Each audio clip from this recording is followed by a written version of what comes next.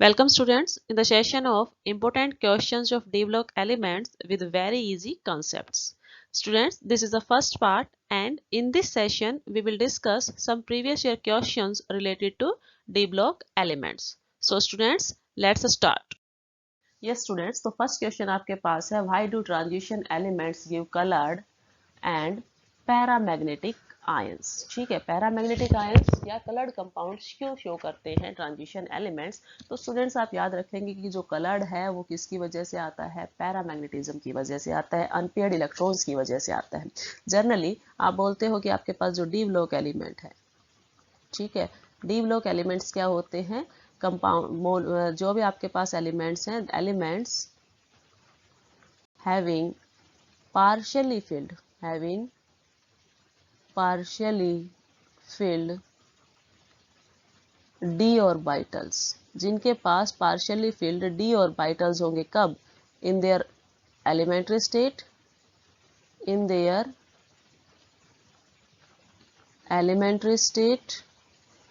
or in their most common oxidation state,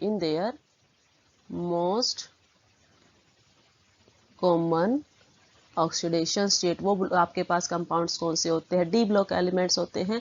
यदि हम इनकी जनरल इलेक्ट्रॉनिक कन्फिग्रेशन की बात करें तो वो आपके पास होती है n-1 d1 to 10 and ns2। ठीक है, तो ये जो आपके पास डी ऑर्बिटल्स है ये क्या होता है, आपके पास पार्शियली फिल्ड होता है। ठीक है, पार्शियली फिल्ड होगा तो इट मींस वहां पर पेयरिंग नहीं है, अनपेयर्ड इलेक्ट्रॉन्स आपके पास मिलेंगे।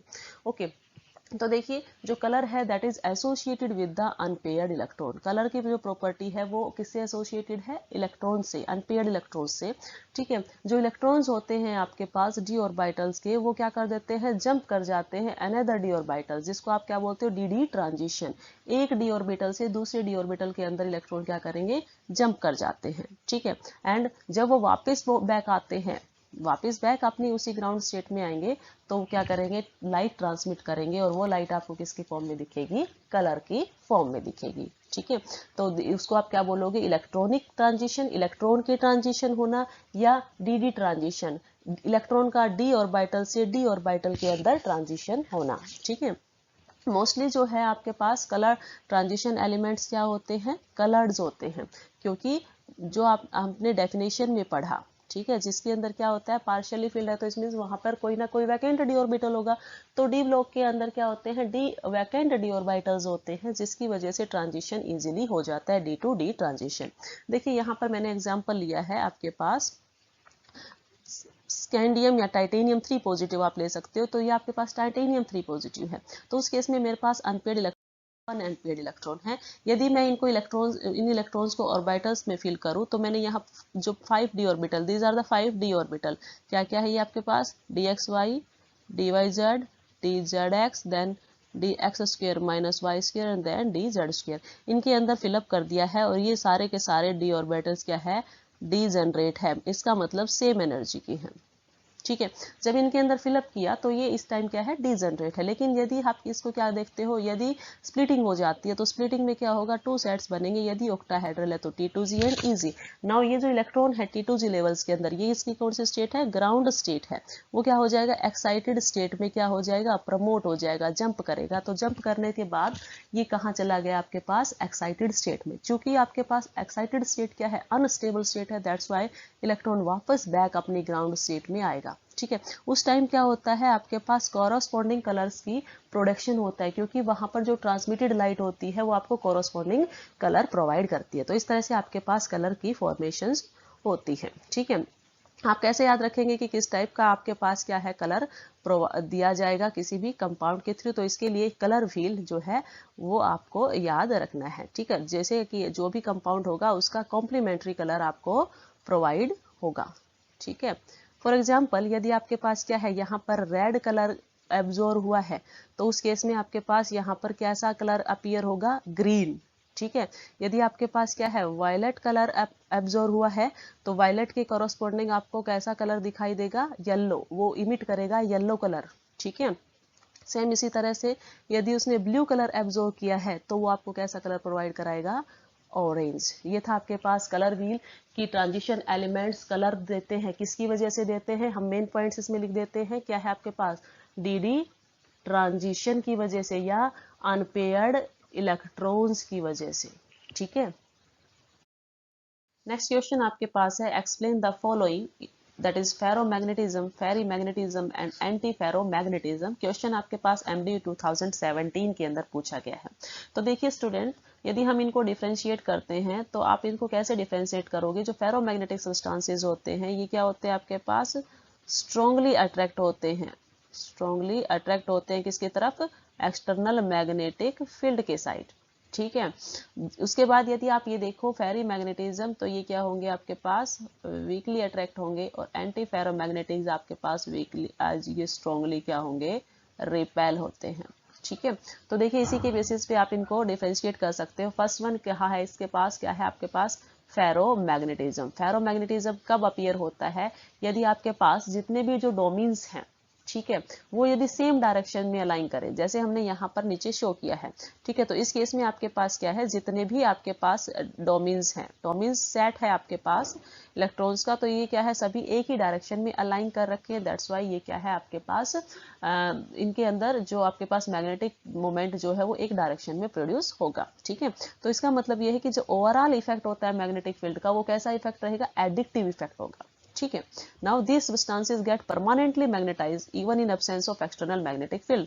ये आपके पास परमानेंट मैग्नेटाइज होते हैं, इनके ऊपर परमानेंट मैग्नेटाइजेशन होता है, चाहे आप इनको एक्सटर्नल मैग्नेटिक फील्ड में रखो या ना रखो। ठीक है, यदि आप एक्सटर्नल मैग्नेटिक फील्ड में नहीं रखोगे तो उस केस में भी ये मैग्नेटिज्म शो करते हैं। ठीक है, ओके, सेकंड केस आता है आपके पास फेरोमैग्नेटिज्म। फेरोमैग्नेटिज्म का मतलब ये है कि यदि हमने जो भी आपके पास डोमेन्स थे, ठीक है, उनको parallel and anti parallel directions में रखा है, बट वो क्या करे? कहीं ना कहीं कोई नेट मैग्नेटिक मोमेंट प्रोड्यूस करे। इसका मतलब ये है कि हमने उनको एक बिल्कुल परफेक्ट ऑर्डर में अरेंज नहीं किया है। क्या है आपके पास? यदि फर्स्ट केस में मैं आपको देखूं, यहाँ पे देखिए हम यहाँ पर, तो ये क्या है? सभी जो आपके पास डायरेक्शन है वो इनकी सेम है। फिर देन सेकंड की भी आपके पास सेम है, देन थर्ड की इनकी अपोजिट है। ठीक है, तो ये जो आपके पास मैग्नेटिक मोमेंट इफेक्ट था वो दोनों का एक दूसरे से कैंसिल नहीं हुआ, उसमें कुछ ना कुछ नेट जो आपके पास मैग्नेटिक मोमेंट बचा। ठीक है, तो इसमें कुछ ना कुछ आपके पास मैग्नेटिक मोमेंट रहेगा। दैट्स वाई ये वीकली पैरामैग्नेटिक होते हैं। ठीक है, नेट इफेक्ट इसमें रहेगा तो वीकली पैरामैग्नेटिज्म शो करते हैं। ठीक है, लास्ट आता है आपके पास जब आप बात करते हो एंटी फेरोमैग्नेटिज्म की, एंटी फेरोमैग्नेटिज्म। ठीक है, इन केस ऑफ एंटी फेरोमैग्नेटिज्म्स आपके पास जितने भी डोमेन्स होते हैं आप उनको एक परफेक्ट ऑर्डर में इस तरह से अलाइन करते हो कि आपके पास जो मैग्नेटिक मूवमेंट है वो नेट क्या आना चाहिए? जीरो होना चाहिए, ताकि आपके पास एक डोमेन क्या करे? दूसरे डोमेन के जो इफेक्ट को कैंसिल आउट कर दे। तो इस तरह से आप जब इनका अरेंजमेंट करोगे तो आप इनका अरेंजमेंट कुछ ऐसे करोगे। यदि फर्स्ट जो आपके पास डोमेन है उनकी डायरेक्शन आपके पास फॉरवर्ड में है, देन सेकंड की आप रिवर्स कर दोगे। इस तरह से आपके पास क्या होता है? जो नेट मैग्नेटिक मोमेंट होता है वो क्या हो जाएगा? आपके पास कैंसिल हो जाएगा। लाइक यदि मैं बात करूं फर्स्ट की, तो इस वाले का जो भी मैग्नेटिक मोमेंट था उसको इस सेकंड वालों ने क्या कर दिया है? नेट मैग्नेटिक मोमेंट यहाँ पर कैंसिल कर दिया, तो जीरो आ गया। सेम इसी तरह से यहाँ भी नेट मैग्नेटिक मोमेंट जीरो आ गया है। तो आप इनको सिंपली कह सकते हो, यदि आपके पास फेरोमैग्नेटिज्म है, देन आपके पास फेरी है एंड देन एंटी है, तो इसमें मैग्नेटिक मोमेंट जीरो है। इसमें क्या होगा? मोर देन जीरो है।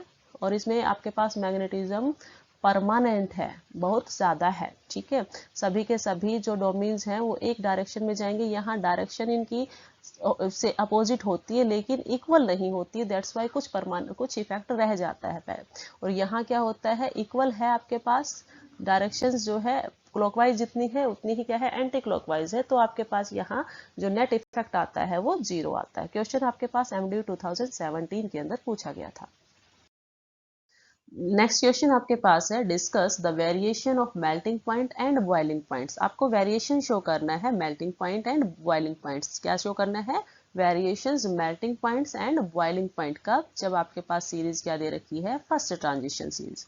तो स्टूडेंट्स, जब हम फर्स्ट ट्रांजिशन सीरीज की बात करते हैं तो आपके पास जो फर्स्ट ट्रांजिशन सीरीज है वो क्या होती है? स्कैंडियम, टाइटेनियम, वेनेडियम, देन आपके पास क्रोमियम, देन आपके पास आता है मैग्नीज, देन आपके पास आता है आयरन, देन आता है आपके पास cobalt, nickel, copper and zinc. ठीक है, आपने इसको कैसे याद किया है? शक्ति वक्र मन, फी, को, नी, कु, जन।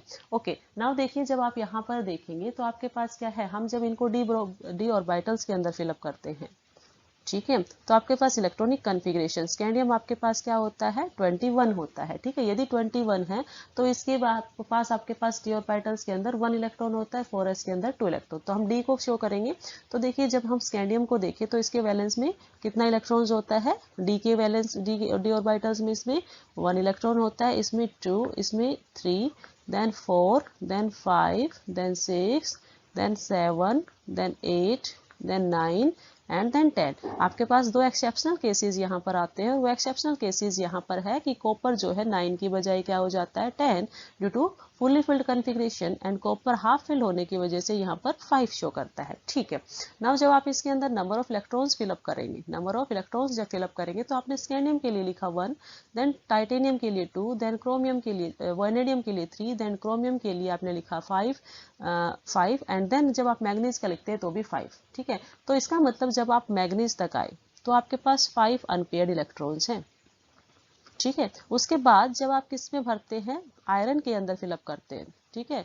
उसके बाद जब आप आयरन में फिलअप करते हैं तो 5 अनपेयर्ड इलेक्ट्रॉन तो मैग्नीज तक हो गए। आयरन में कितने 6 इलेक्ट्रॉन है, तो ये आपके पास हुआ 6। इसका मतलब अब आपके पास नंबर ऑफ अनपेयर्ड इलेक्ट्रॉन्स कितने रह गए, नंबर ऑफ अनपेयर्ड इलेक्ट्रॉन्स आपके पास कितने बचते हैं 4। इसके बाद यदि आप किसकी बात करेंगे, कोबाल्ट की बात करेंगे तो 7 आते हैं, तो उसमें फिर क्या हो जाएंगे 3, देन 2, देन 1 एंड देन 0। इस तरह से आपके पास क्या होता है, जो नंबर ऑफ अनपेयर्ड इलेक्ट्रॉन्स हैं वो फर्स्ट आपके पास स्कैंडियम से लेके मैग्नीज तक क्या होते हैं इंक्रीज होते हैं, और फिर बाद में क्या हो जाते हैं आयरन से लेके जिंक तक वो डिक्रीज हो जाते हैं, ठीक है। तो उसी के अकॉर्डिंग आपके पास मेल्टिंग और बॉइलिंग पॉइंट के अंदर भी क्या मिलता है, वेरिएशंस मिलता है। तो इसमें क्या है कि आपके पास यदि आप मेल्टिंग और बॉइलिंग पॉइंट देखते हो, दैट इंक्रीजेज फ्रॉम, वो कहाँ से कहाँ तक इंक्रीज होता है आपके पास, that increases from scandium to chromium, ये आपके पास सेकेंड ट्रांजिशन सीरीज और ये थर्ड ट्रांजिशन सीरीज है। आपसे फर्स्ट का पूछा गया तो आप स्कैंडियम टू क्रोमियम बोलेंगे, ठीक है। स्कैंडियम से क्रोमियम क्यों इंक्रीज हुई है, क्योंकि आपके पास नंबर ऑफ अनपेयर्ड इलेक्ट्रॉन्स क्या हो गए हैं, आपके पास इंक्रीज हो गए हैं, ठीक है। यदि आप क्या देखते हो, क्रोमियम, मोलिब्डेनम एंड देन आपके पास क्या है टंगस्टन, ठीक है। यदि आप ऊपर से नीचे देखते हैं क्रोमोटन, तो उसके अंदर क्या है आपके पास 6 अनपेयर्ड इलेक्ट्रॉन्स हैं, या आप इसमें भी बता सकते हो कि 1 2 3 4 5 एंड 5 तक आपके पास क्या मिल जाते हैं अनपेयर्ड इलेक्ट्रॉन्स मिल जाते हैं, ठीक। तो maximum number of unpaired electron आपके पास मैग्नीज की बजाय किसमें मिलते हैं, क्रोमियम, क्योंकि मैग्नीज के अंदर जो आपके पास कॉन्फ़िगरेशन होती है वो 3d5 4s2, तो ये दो इलेक्ट्रॉन तो पेयर्ड है, आपके पास 5 अनपेयर्ड इलेक्ट्रॉन बचते हैं। लेकिन क्रोमियम के केस में आपके पास होता है 3d5 4s1, तो टोटल अनपेयर्ड इलेक्ट्रॉन आपके पास 6 है, ठीक है। मैक्सिमम 6 अनपेयर्ड इलेक्ट्रॉन है। तो अनपेयर्ड इलेक्ट्रॉन जितने ज्यादा होंगे उतनी ही स्ट्रॉन्ग बॉन्डिंग होगी, और बॉन्डिंग स्ट्रॉन्ग होगी तो इसका मतलब मेल्टिंग या बॉइलिंग पॉइंट उस कंपाउंड का क्या होगा, हाई होगा, ठीक है, क्योंकि हमें बॉन्ड्स को ब्रेक करने के लिए ज्यादा एनर्जी देनी पड़ेगी। ओके, सेकंड थिंग है आपके पास melting and boiling point of zinc, cadmium and mercury, that is आपके पास आता है जिंक, कैडमियम एंड मरकरी। आप क्या कहोगे कि जिंक के केस में आप 3D सीरीज की बात कर रहे हो, तो जिंक, कैडमियम, मरकरी, जो जिंक है उस केस में आपके पास कहीं भी कोई भी अनपेयर्ड इलेक्ट्रॉन नहीं है। इलेक्ट्रॉनिक कॉन्फ़िगरेशन 3d10 4s2 होती है, डी भी फुल है पूरा और एस भी पूरा फुल है। इट मीन्स वहां पर किसी तरह की कोई बॉन्डिंग नहीं होगी, वीक बॉन्डिंग है, तो उसमें कोई अनपेयर्ड इलेक्ट्रॉन नहीं। तो उस केस में आपके पास वो जो आपके पास जिंक है वो low melting and boiling point show करेगा। ओके, देन आती है आपके पास एक्सेप्शनलिटी है ये कि आपके पास मैग्नीज, टाइटेनियम, रहीनियम, ठीक है, मन तक रहे, ये 4D 5D सीरीज है। आप मैग्नीज की बात करोगे Mn की, तो मैग्नीज जो है उसके अंदर हालांकि 5 अनपेयर्ड इलेक्ट्रॉन्स हैं, बट फिर भी वो क्या करता है, जो मेल्टिंग या बॉइलिंग पॉइंट है उनका लो है, ये इसके अंदर एक्सेप्शनल है। ऐसा क्यों होता है, क्योंकि ये वीक मेटेलिक बॉन्ड की फॉर्मेशन करता है। यदि मेटेलिक बॉन्ड वीक होगा तो उस केस में बॉन्ड को ब्रेक करने में हमें उसको ज्यादा हीट नहीं करना पड़ेगा, वो क्या होगा जल्दी ही आपके पास ब्रेक हो जाएगा। That's means low melting point or and boiling point of manganese due to weak metallic bonding.